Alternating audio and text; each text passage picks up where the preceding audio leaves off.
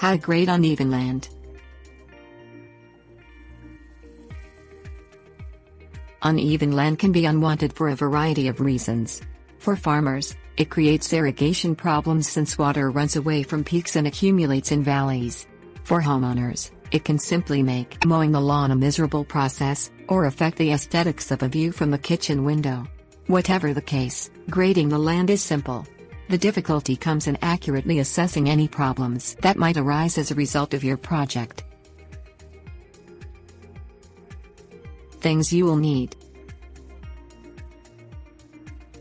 small to medium-size bulldozer.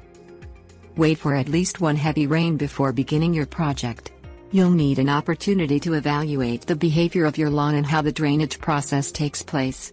Farmers looking to improve irrigation can disregard this step, but homeowners need to be aware if a certain mound or hill is preventing accumulated water from seeping into a basement, neighbor's lawn, etc. Make plans before grading if any parts of the lawn do help manage water flow during wet seasons. Simple ditches should be dug at the same time that any land is graded if this is the case. Use the bulldozer to remove layers of dirt from the yard or land in question. Unless a more elaborate landscaping plan is in place, this dirt should be sold or given away to landscape developers or other individuals in need of extra soil to prevent an unsightly mound in the yard or a hindrance to water drainage.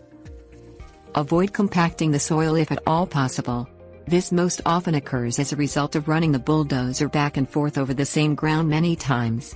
Whether a farmer or homeowner, this creates a problem. Both grass and crops have trouble growing in compacted soil.